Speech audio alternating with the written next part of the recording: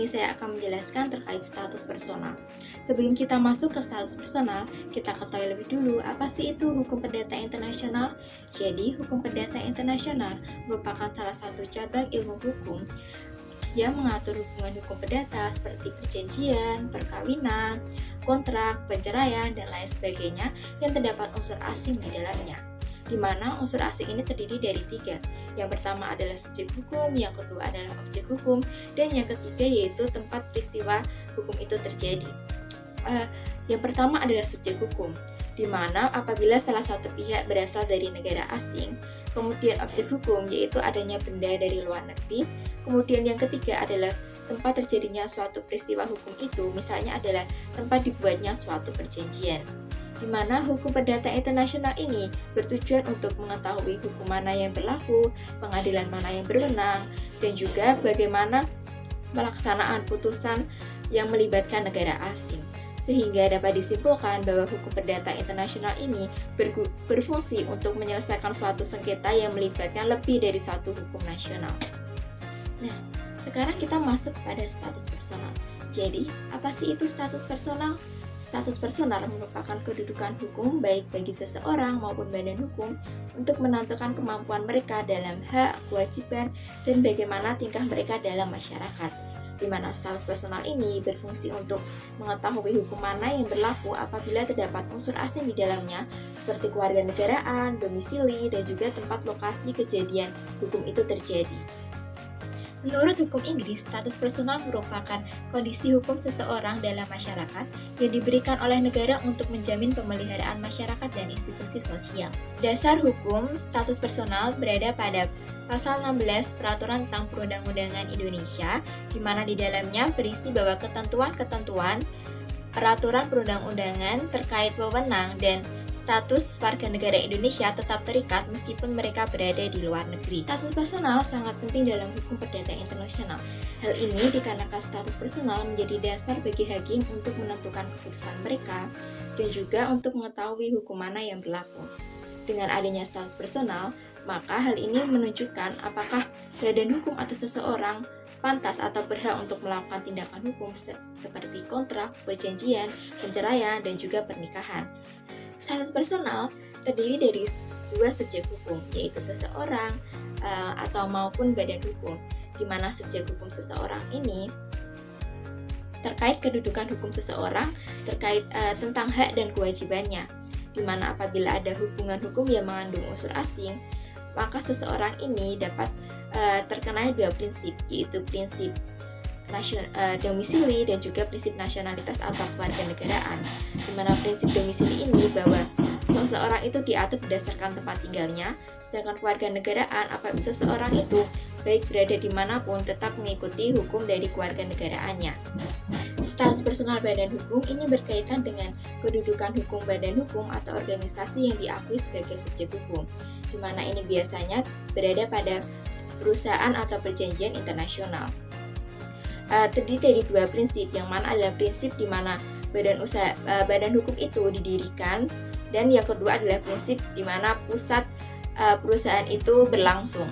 Sehingga kedua prinsip ini untuk menentukan hukum mana yang berlaku, entah itu di mana badan hukum itu awal didirikan atau tempat pusat perusahaan itu berjalan.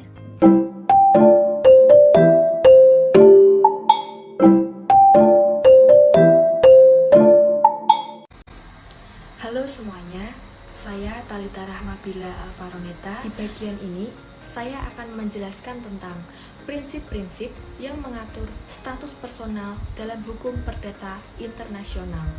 Dalam HPI, ada 2 asas utama yang digunakan untuk menentukan hukum mana yang berlaku terhadap status pribadi seseorang, yaitu terdapat asas lex patriae dan asas lex domisili.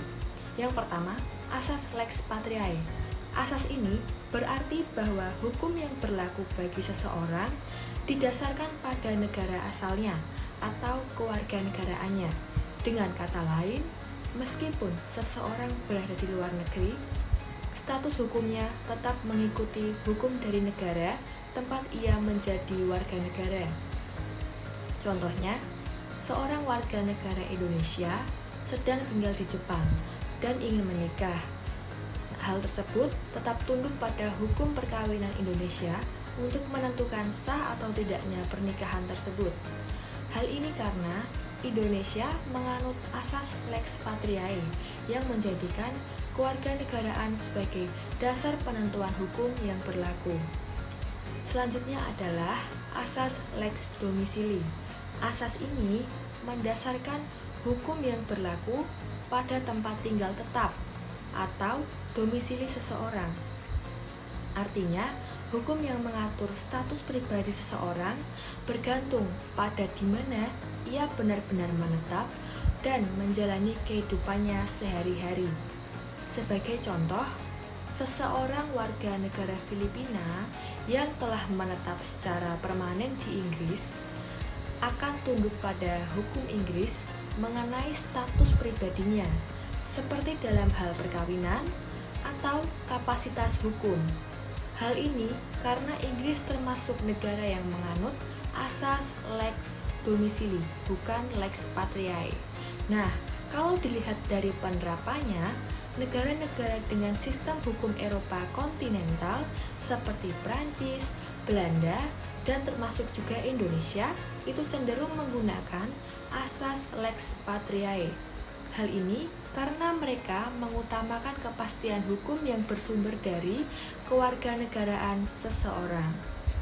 Sedangkan negara-negara dengan sistem hukum Anglo-Saxon seperti Inggris dan Amerika Serikat itu lebih memilih asas Lex Domisili karena mereka menilai domisili itu mencerminkan realitas sosial dan kehidupan seseorang secara nyata. Tujuan dari kedua asas ini sebenarnya sama, yaitu untuk menyesuaikan hukum pribadi seseorang dengan sistem hukum yang paling dekat dengannya. Asas ini juga berfungsi untuk memberikan kepastian hukum, terutama ketika seseorang berada di luar negeri atau berpindah tempat tinggal. Dengan adanya Lex Patriae dan Lex Domisili, hukum dapat menyesuaikan diri dengan kondisi seseorang tanpa menimbulkan kekosongan atau tumpang tindih aturan antar negara. Jadi, dapat disimpulkan bahwa kedua asas ini memiliki peran penting dalam menentukan hukum yang berlaku terhadap status personal seseorang di ranah internasional.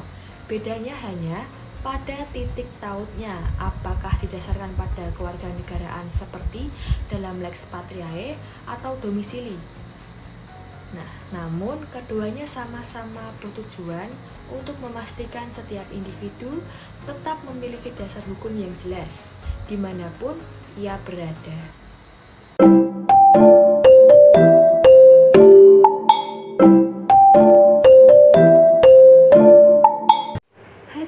Perkenalkan, nama aku Putri Haliza Yuniar. Pada sesi kali ini kita akan membahas salah satu topik penting dalam hukum perdata internasional, yakni terkait dengan ruang lingkup status personal, di mana status personal di pembahasan sebelumnya dapat diartikan sebagai suatu peraturan-peraturan hukum yang mengikuti seseorang dimanapun seseorang itu berada. Artinya, status personal ini tidak dibatasi oleh wilayah suatu negara. Jadi kemanapun seseorang itu pergi atau dimanapun badan hukum itu berada, status hukumnya akan tetap melekat. Nah, menurut salah satu ahli yakni Sudargo Gautama menjelaskan terkait dengan status personal, di mana status personal ini merupakan suatu kedudukan hukum seseorang, umumnya ditentukan oleh hukum dari negaranya dan orang tersebut dianggap terikat secara permanen oleh hukum tersebut. Dengan kata lain, status personal ini mencakup terkait dengan hak dan kewajiban seseorang, kemampuan dan ketidakmampuan seseorang dalam melaksanakan atau bertindak di bidang hukum, serta hal-hal yang bersifat permanen, tidak bisa diubah atas kemauan atau kehendak sendiri karena semuanya ditentukan oleh hukum. Secara garis besar, ada dua jenis subjek hukum yang akan menjadi fokus utama dalam pembahasan ini. Yang pertama adalah status personal orang, yang kedua status personal badan hukum. Nah, untuk memahami lebih dalam HPI atau Hukum Perdata Internasional, dikenal dengan dua konsep besar tentang ruang lingkup status personal orang. Yang pertama, konsep luas. Konsep yang pertama yakni tentang konsep luas. Nah, konsep luas ini mencakup wewenang untuk mempunyai hak-hak hukum pada umumnya yang mencakup berbagai hal seperti yang pertama adalah permulaan dan berakhirnya kepribadian seseorang, kemudian kemampuan untuk melakukan perbuatan hukum, dan yang ketiga ada perlindungan kepentingan seperti nama, kemudian kehormatan dan privasi. Nah, selain itu mencakup pula hubungan kekeluargaan seperti hubungan suami istri, hubungan ayah dan anak, hubungan wali dan anak di bawah perwaliannya, kemudian persoalan berkaitan dengan hubungan kekeluargaan lain seperti perkawinan, perceraian, adopsi, pengesahan menjadi dewasa, dan kuratel atau pengampuan. Nah, konsep luas ini juga dianut oleh berbagai negara lain seperti negara Jerman. Kemudian konsep yang kedua adalah konsep sempit. Nah, konsep ini dianut oleh beberapa negara Anglo-Saxon seperti Inggris dan Amerika Serikat, di mana dalam konsep ini status personal ini tuh lebih terbatas pada hal-hal yang bersifat identifikasi seperti nama, domisili, kewarganegaraan, status perdata, dan hubungan kekeluargaan seperti perkawinan dan keturunan. Nah, di sini status personal ini dianggap sebagai sesuatu yang hanya dapat diberikan oleh negara, namun bukan diperoleh atas kehendak pribadi, dan sifatnya ini bersifat lebih umum serta universal. Nah, sama seperti halnya status personal pada orang, badan hukum juga memiliki status personalnya sendiri, di mana status personal badan hukum ini juga mencakup beberapa hal penting. Yang pertama, ada tidaknya badan hukum tersebut. Yang kedua, kemampuan untuk bertindak hukum. Yang ketiga, hukum yang mengatur organisasi internasional. Keempat, hubungan hukum dengan pihak ketiga. Kelima, cara perubahan dalam anggaran dasar. Dan yang terakhir, keenam, berhentinya suatu badan hukum tersebut. Nah, status personal badan hukum ini juga mencakup mengenai ketentuan mengenai hak dan kewenangan badan hukum, mulai dari sejak terbentuknya badan hukum tersebut hingga berakhirnya badan hukum. Nah, sama seperti perorangan, status badan hukum ini juga diatur oleh suatu sistem hukum tertentu. Cakupan badan hukum ini sangatlah luas, bukan hanya terkait dengan perseroan dagang yang sudah berbadan hukum, namun juga terkait dengan persekutuan-persekutuan seperti mazhab atau firma dalam sistem hukum berbagai negara. Selain itu, badan hukum juga mencakup perkumpulan, yayasan, organisasi internasional, negara dan lembaga-lembaganya, baik yang bersifat privat maupun yang bersifat publik. Nah, jadi dalam pembahasan ini bisa kita simpulkan bahwa status personal ini merupakan salah satu bagian penting dalam hukum perdata internasional karena menentukan bagaimana hukum suatu negara itu tetap melekat pada seseorang ataupun pada badan hukum, baik kemanapun mereka pergi maupun dimanapun mereka berada.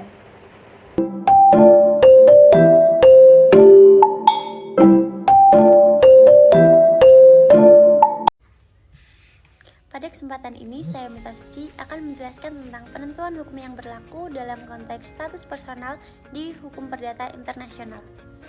Seperti yang sudah dijelaskan oleh teman-teman saya sebelumnya, status personal berkaitan dengan kedudukan hukum seseorang seperti kewarganegaraan, domisili, kemampuan bertindak, status perkawinan, hingga hubungan keluarga. Nah, dalam praktiknya, sering muncul persoalan ketika suatu sengketa hukum melibatkan unsur asing. Misalnya, ada perkawinan antara warga negara Indonesia dengan warga negara asing, atau sengketa warisan yang harta bendanya berada di luar negeri. Dalam situasi seperti itu, muncul pertanyaan penting, hukum negara mana sih yang seharusnya digunakan? Untuk menjawab pertanyaan tersebut, dalam hukum perdata internasional dikenal konsep penentuan hukum yang berlaku atau applicable law determination. Tujuannya adalah agar hakim atau pihak berwenang dapat menentukan sistem hukum mana yang paling tepat diterapkan dalam kasus yang memiliki unsur asing. Dengan begitu, sengketa bisa diselesaikan dengan adil, pasti, dan konsisten. Proses penentuan hukum ini dilakukan melalui 3 tahapan utama. Yuk kita bahas satu persatu. Tahapan pertama yaitu menentukan hubungan hukum yang termasuk kategori status personal. Artinya, kita perlu melihat apakah hubungan hukumnya berkaitan dengan kewarganegaraan, perkawinan, perceraian, atau warisan. Kalau iya, maka hubungan itu termasuk dalam status personal. Tahap kedua, yaitu menentukan titik taut, atau dalam istilah hukum perdata internasional disebut connection point. Titik taut ini menjadi jembatan antara hubungan hukum dengan sistem hukum negara tertentu. Ada dua titik taut utama. Yang pertama, kewarganegaraan yang disebut asas lex patriae. Yang kedua, domisili atau tempat tinggal tetap yang disebut lex domisili. Nah, setiap negara memiliki pilihan asas sendiri. Untuk Indonesia dan negara-negara Eropa kontinental, asas yang digunakan adalah lex patriae. Sementara untuk negara-negara Anglo-Saxon seperti Inggris atau Amerika Serikat digunakan asas lex domisili. Tahap ketiga, yaitu menentukan hukum yang berlaku berdasarkan asas negara tersebut. Karena Indonesia menganut asas lex patriae, maka untuk hal-hal yang menyangkut status personal seperti perkawinan, perceraian, atau warisan, hukum yang berlaku bagi warga negara Indonesia tetaplah hukum nasional Indonesia, meskipun peristiwa hukumnya terjadi di luar negeri. Selanjutnya kita masuk ke konsep penting yang disebut renvoi. Renvoi adalah situasi ketika hukum asing yang seharusnya diterapkan malah mengembalikan penerapannya ke hukum Indonesia. Contohnya begini, seorang warga negara Indonesia tinggal di Prancis.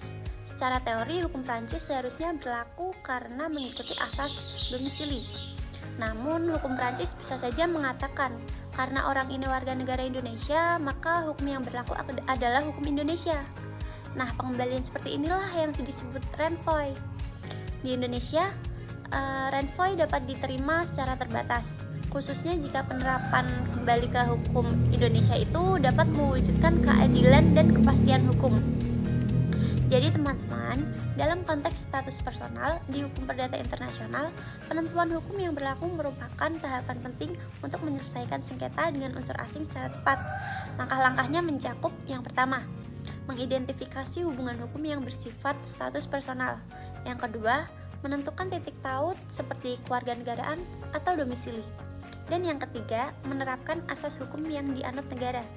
Karena Indonesia menganut asas lex patriae, maka status hukum pribadi warga negara Indonesia selalu mengikuti hukum nasional, meskipun peristiwa hukumnya terjadi di luar negeri. Sedangkan konsep renvoi berfungsi sebagai mekanisme pengembalian jika hukum asing menunjuk kembali ke hukum Indonesia. Dengan memahami tahapan-tahapan ini, kita bisa melihat bahwa hukum perdata internasional tidak hanya membahas perbedaan antar negara, tetapi juga bagaimana keadilan dan kepastian hukum dijaga dalam hubungan keperdataan lintas batas negara.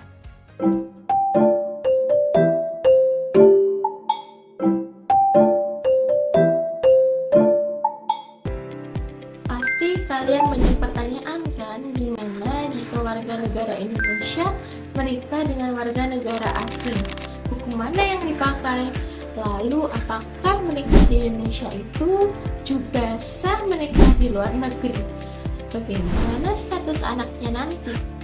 Oke, kalian nggak perlu pusing-pusing lagi karena di sini aku akan bahas tentang contoh konkret mengenai pernikahan dengan warga negara asing.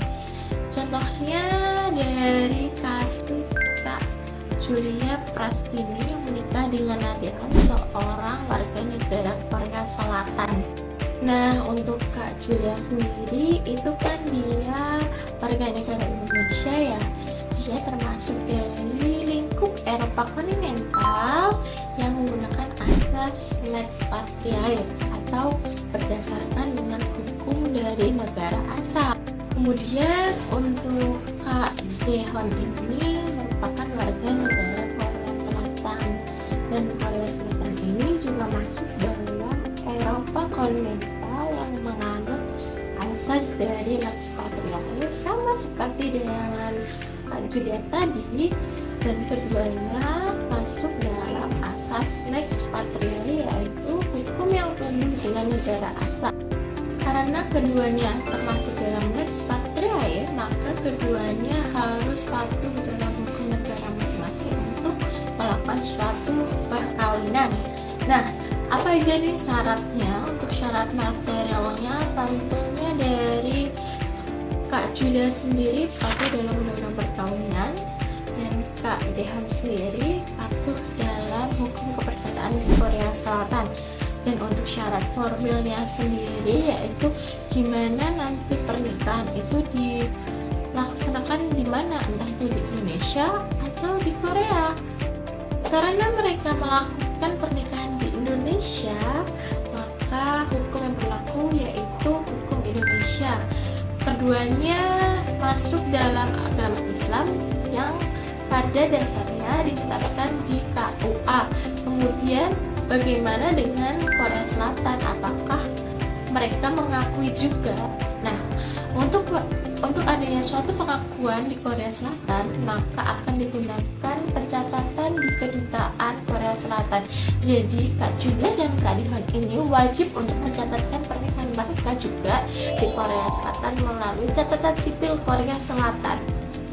Setelah menikah di Indonesia, mereka sepakat untuk menetap di Indonesia dan kini mereka memiliki 3 orang anak yang berkewarganegaraan Indonesia sebelum mereka berusia 18 tahun, karena 18 tahun itu patokan ketika mereka itu bisa memilih warga negara mana, warga negara Indonesia atau warga negara Korea Selatan. Karena mereka menetap di Indonesia, maka segala permasalahan timbul akibat suatu pernikahan mereka akan diselesaikan menggunakan sistem hukum di Indonesia. Oke, sampai situ dulu ya penjelasan aku tentang contoh kasus konkret mengenai status personal dalam lingkup hukum keperdataan internasional.